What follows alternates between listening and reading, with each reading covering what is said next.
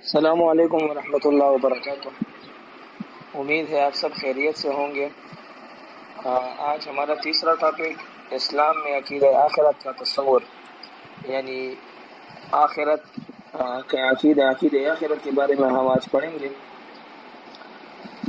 آخرت کے لغوی معنی ہے بعد میں ہونے والی چیز، یعنی کوئی چیز بعد میں آتی ہو تو اسے آخر کہتے ہیں یا آخرت کہتے ہیں۔ اور عقیدہ آخرت سے بھی یہ مراد ہے کہ اس دنیا میں انسان کو کچھ وقت کے لیے رہنا ہے، پھر یہ سب اس دنیا، یہ کائنات، جتنے بھی چیزیں ہیں یہ سب فنا ہو جائیں گے، کچھ بھی نہ رہے گا، اور ہم اللہ تعالیٰ کے پاس دوبارہ اللہ تعالیٰ کے سامنے پیش ہوں گے۔ اور یعنی ہمارے ادھر رہنا اور اس دنیا میں یہ بقا کے لیے نہیں ہے بلکہ فنا کے لیے، یعنی یہ دار الفنا ہے، فانی زندگی ہے، اور باقی زندگی آنے والی ہے، اور ہم سب پر موت آئے گا۔ کل من علیہ فان، ہر جاندار پر موت ہے، فنا ہونا ہے۔ وَيَبْقَى وَجْهُ رَبِّكَ ذُو الْجَلَالِ وَالْإِكْرَامِ، اور ایک اللہ رب العزت کی ذات باقی رہنے والی ہے۔ پھر اس موت کے بعد اللہ تعالیٰ ہمارے جسم میں روح دوبارہ منتقل کریں گے، اور ہم اللہ تعالیٰ کے سامنے پیش ہوں گے اور اپنے اعمال کا حساب دیں گے۔ جن کے اعمال اچھے ہوں گے فریق فی الجنہ، تو ان کا ٹھکانہ جنت ہے، اور جن کے اعمال برے ہوں گے تو فریق فی السعیر، ان کا ٹھکانہ جہنم ہے۔ یہ کہا جاتا ہے کہ الدنیا مزرعۃ الآخرہ، دنیا آخرت کی کھیتی ہے، یعنی اس میں جو کچھ بھی کرو گے آخرت میں تمہیں وہ ملے گا، اور آخرت کو دار الجزا کہتے ہیں۔ اللہ تعالیٰ فرماتے ان الابرار لفی نعیم، بے شک نیکوکار لوگ نعمتوں میں ہوں گے، اور وان الفجار لفی جحیم، اور بدکار لوگ دوزخ میں ہوں گے۔ آخرت کے مفہوم کو اللہ تعالیٰ نے سورۃ القارعہ میں اس طرح بیان کیا ہے، فاما من ثقلت موازینہ، تو جس کے اعمال وزن باری نکلے، فهو فی عیشۃ راضیہ، وہ دل پسند عیش میں ہوگا۔ واما من خفت موازینہ، اور جس کے وزن ہلکے نکلیں گے، فَأُمُّهُ هَاوِيَةٌ، تو اس کا مرجع ہاویہ ہے۔ اور پھر کہتے ہیں وَمَا أَدْرَاكَ مَا هِيَ، آپ کو کیا پتا کہ ہاویہ کیا ہے؟ نار حامیہ، یہ گرم آگ ہے۔ تو عقیدہ آخرت کا مطلب یہ ہے کہ ہمیں ایک دن اللہ تعالیٰ کے سامنے پیش ہونا ہے اور اپنے تمام اعمال کا اللہ تعالیٰ کو جواب دینا ہے کہ ہم نے جو کچھ نیکیاں کی ہیں اللہ تعالیٰ ان کے برے کیے ہیں، اللہ تعالیٰ ہم سے ان کے بارے میں پوچھیں گے، ہم ان کو جواب دیں گے۔ اللہ تعالیٰ فرماتے ہیں لَقَدْ جِئْتُمُونَا فُرَادًا، تم لوگ میرے سامنے ایک ایک کر کے آؤ گے، کما خلقناکم اول مرہ، جیسے کہ میں نے تمہیں ایک ایک کر کے پہلی مرتبہ پیدا فرمایا۔ یعنی ہم میں سے ہر ایک کو اللہ تعالیٰ کے سامنے پیش ہونا ہے۔ اللہ تعالیٰ فرماتے ہیں لیوم عظیم، کہ اس بڑے دن کے لیے، یوم یقوم الناس لرب العالمین، جب تمام لوگ اپنے رب العالمین کے سامنے کھڑے ہوں گے۔ علماء فرماتے ہیں اگر آخرت کے بارے میں اور قیامت کے بارے میں اور اگر کوئی بھی وعید نہ نازل ہوتی، اور اگر کوئی بھی اور اس طرح حدیث نازل نہ بیان کی جاتی جس میں آخرت اور قیامت کے ہولناکیاں بیان کی جاتی، تو صرف یہ ایک آیت بھی کافی ہوتی، کیونکہ اللہ تعالیٰ فرماتے ہیں یوم یقوم الناس لرب العالمین، کہ اس دن تمام لوگ اللہ تعالیٰ کے سامنے کھڑے ہوں گے، اور اللہ تعالیٰ علیم بذات الصدور ذات ہے، اس سے کوئی چیز بھی مخفی نہیں ہے۔ وہ ہمیں ایسے عمل نامے پکڑائیں گے لا یجدون فیہا الا صغیرا ولا کبیرا،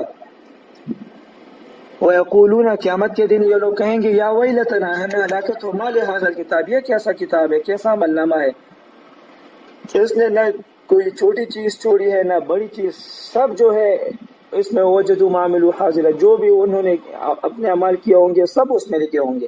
ولا یظلم ربک احد، اللہ تعالیٰ کسی پر ظلم بھی نہیں کرتا۔ اللہ تعالیٰ خود فرمائیں گے اقرا کتابک بنفسک، خود اپنا عمل نامہ پڑھو، کفا بنفسک اليوم علیک حسیبا، آج کے دن کے لیے تم اپنے آپ پر خود حساب کرنے والے کافی ہو، یعنی تم خود پڑھ لو تم نے کیا کیا ہے۔ تو عقیدہ آخرت کا تصور یہ ہے کہ ایک دن اللہ تعالیٰ تمام کائنات اور اس کے مخلوقات کو ختم کرے گا، اسی یعنی جس دن یہ ختم کرے گا اس دن کا نام قیامت ہے۔ پھر یہ تمام جاندار مخلوق کو ایک دوسری زندگی بخشے گا، اور سب اللہ تعالیٰ کے سامنے جمع کیے جائیں گے، اس کو یوم حشر کہتے ہیں۔ تمام مخلوقات کے نام اعمال اللہ کو پیش کر دیے جائیں گے اور ان کا حساب کتاب کیا جائے گا۔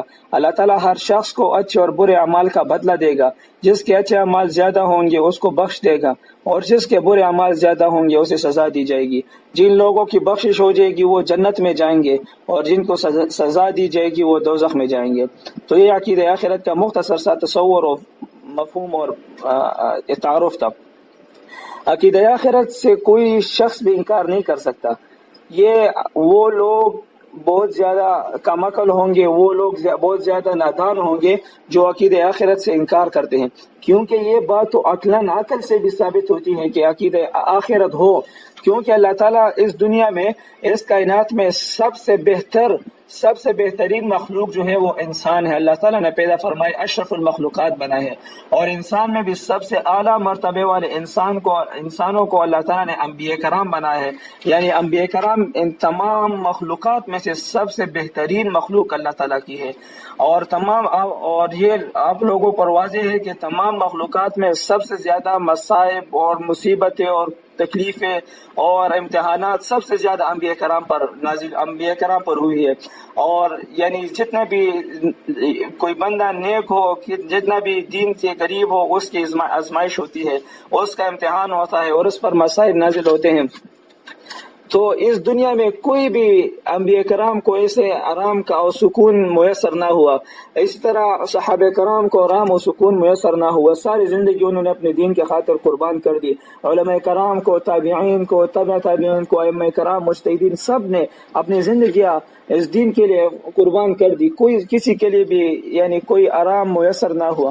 تو ہونا یہ چاہیے تھا، اور عقل کا بھی یہ تقاضا ہے کہ ان لوگوں کے لیے جو اتنے قربانیاں پیش کرتے ہیں، جو اتنے امتحانات جھیلتے ہیں اور جو اتنے مصائب اپنے اوپر گزارتے ہیں، برداشت کرتے ہیں، ان کے لیے بھی کوئی ایسا دن ہو جن کے لیے آرام دہ ہو۔ اور یہ دن نہیں ہو سکتا مگر آخرت کا دن ہے، جس دن اللہ تعالیٰ ان کو جنت کا پروانہ دیں گے اور یہ جنت میں جائیں گے، پھر آرام کریں گے۔ یہ عقلاً بھی یہ بات تقاضا کرتا ہے۔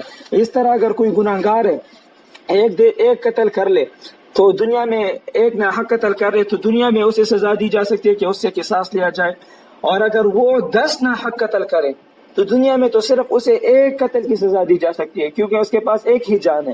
باقی 9 کی سزا کدھر کی دی جائے گی؟ باقی 9 کی سزا آخرت میں دی جائے گی۔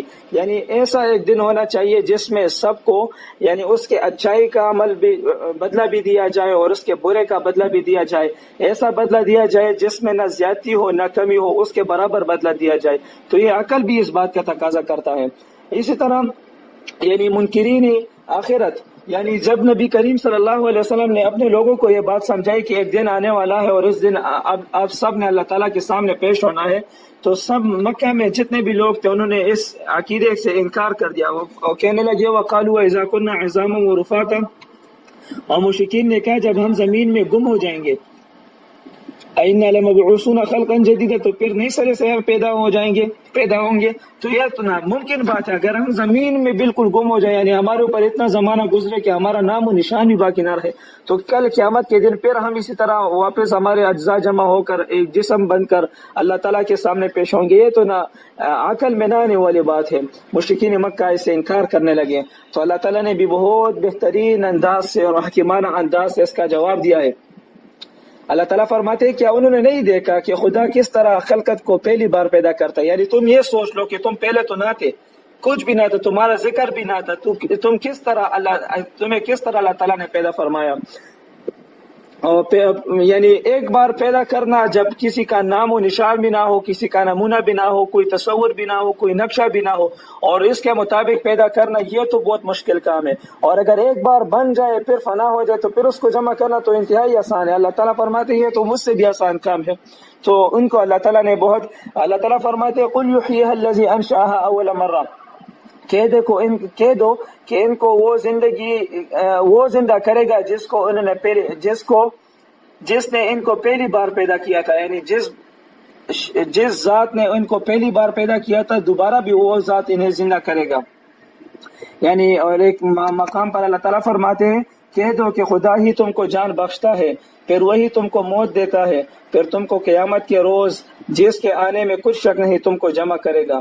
تو یہ عقیدہ آخرت کا مطلب ہے۔ رزق کا انکار قرآن مجید میں صراحتاً عقیدہ آخرت پر، قیامت پر بہت زور دی گئی ہے۔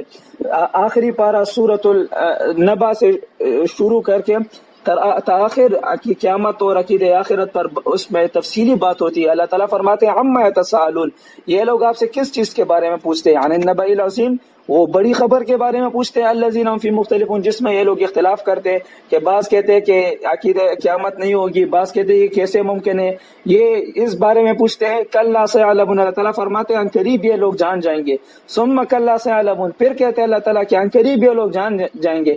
یعنی یہ لوگ یہ سمجھتے ہیں کہ آپ کا رب اللہ تعالیٰ اس پر قادر نہیں ہے کہ دوبارہ سب کو جمع کیا جائے۔ یعنی یہ دیکھ لے الم نجعل الارض مہادا، ہم نے زمین کو پیدا فرمایا، والجبال پہاڑوں کو، وخلقناکم ازواجا، ہم نے آپ کو دو جوڑے پہ جوڑا بنایا ہے۔ تو اس طرح مختلف چیزوں پر اللہ تعالیٰ بیان کرتے ہیں کہ میں نے یہ چیزیں کی، یہ بیان کیا، یہ قدرت ہے میرا، یہ قدرت ہے کو۔ اگر اللہ تعالیٰ ان سب چیزوں پر قادر ہے تو کیا وہ تمہارے دوبارہ بنانے پر اور تمہارا دوبارہ جمع ہونے پر قادر نہیں ہے؟ تو یہ بات عقل کے سراسر خلاف ہے۔ عقیدہ آخرت کے انسانی زندگی پر کچھ اثرات ہوتے ہیں۔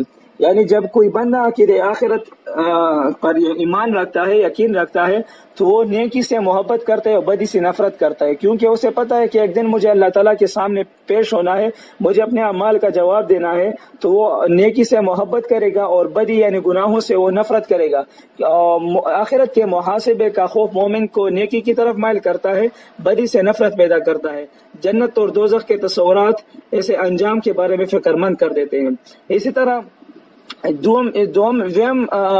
دوسرا اثر اس کے زندگی پر یہ ہوگا کہ وہ آخرت کی تیاری کرے گا۔ یعنی مومن یہ ایمان رکھے گا کہ یہ دنیا عارضی ہے اور چند روز کے لیے ہے، اور چند عارضی چیز کے ساتھ کوئی عقل مند آدمی دل نہیں لگاتا، بلکہ وہ ہر معاملے میں یہ سوچ اور بچار کرے گا کہ اپنی آخرت کیسے سنوارا جائے۔ مومن یہاں خزانے جمع نہیں کرے گا، جائیداد نہیں بنائے گا، بلکہ اللہ کے دیے ہوئے خزانوں اور نعمتوں کو اس کی مخلوق کے فلاح و بہبود کے لیے خرچ کر کے دائمی اور ابدی خزانوں کا حقدار بن جاتا ہے۔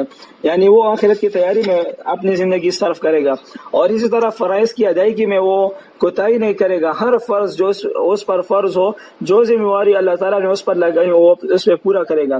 اس طرح اس میں عقیدہ آخرت کہ ایک اثر یہ ہے کہ وہ ایثار یعنی جذبہ قربانی اس میں ہوگا، یعنی اپنی جان، مال، گھر بار، اولاد سب کچھ اللہ تعالیٰ کے لیے قربان کرنے میں وہ کبھی بھی گریز نہیں کرے گا، کیونکہ اسے جنت کی ابدی نعمتوں کا پتہ ہوگا اور دوزخ کے ابدی عذابوں کا پتہ ہوگا۔ تو وہ اس میں پھر دوزخ کے عذابوں سے بچ کر اور جنت کے نعمتوں کو حاصل کرنے کی کوشش کرے گا، اور اللہ تعالیٰ کی رضا تلاش کرے گا اور اسے چاہے گا، تو اس کے لیے وہ ایثار اور قربانی کا جذبہ رکھے گا۔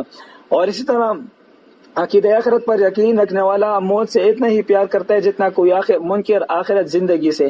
یعنی کوئی منکر آخرت نہ ماننے والا وہ اپنی زندگی سے کس طرح پیار کرے گا، اس طرح عقیدہ آخرت پر یقین رکھنے والا موت سے اتنا پیار کرے گا، کیونکہ اسے پتہ ہے کہ دنیا سجن المؤمن ہے، کہ یہ دنیا مومن کے لیے قید خانہ ہے، اور وہ جنت للکافر، اور کافر کے لیے جنت ہے۔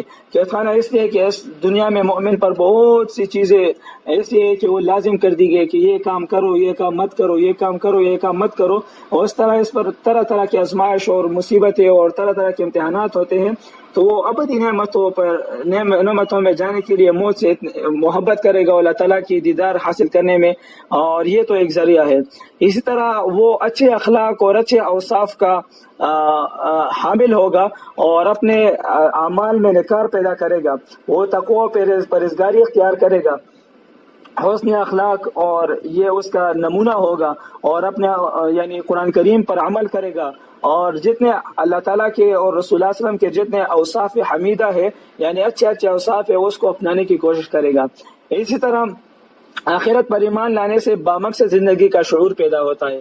یہ کائنات اور وجود انسان بیکار اور بے مقصد پیدا نہیں کیے گئے جیسا کہ کفار خیال کرتے تھے۔ ارشاد اللہ تعالیٰ فرماتے ہیں اب حسبتم انما خلقناکم عبثا، کیا تم یہ سمجھتے ہو کہ تمہیں فضول پیدا کیا گیا ہے، وانکم الینا لا ترجعون، تم ہماری طرف رجوع نہیں کرو گے، یعنی تم ہماری طرف نہیں لوٹائے جاؤ گے۔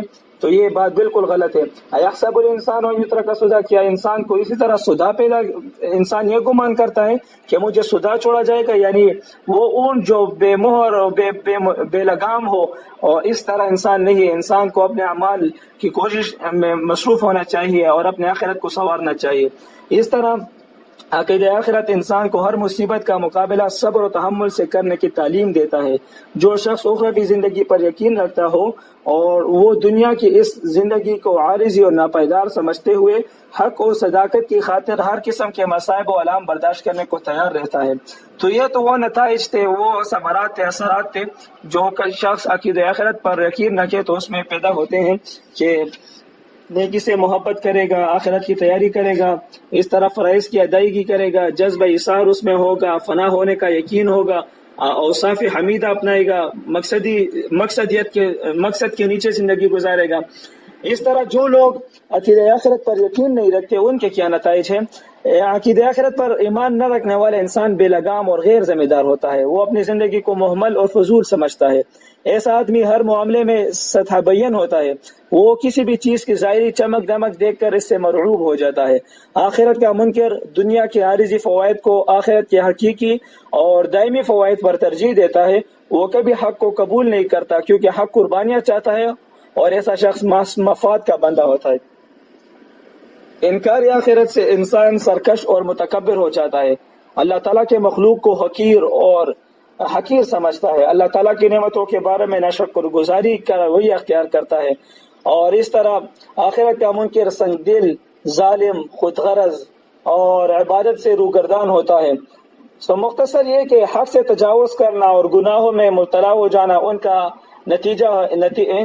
فطری نتیجہ ہے کہ عقیدہ آخرت سے جو انکار کرے۔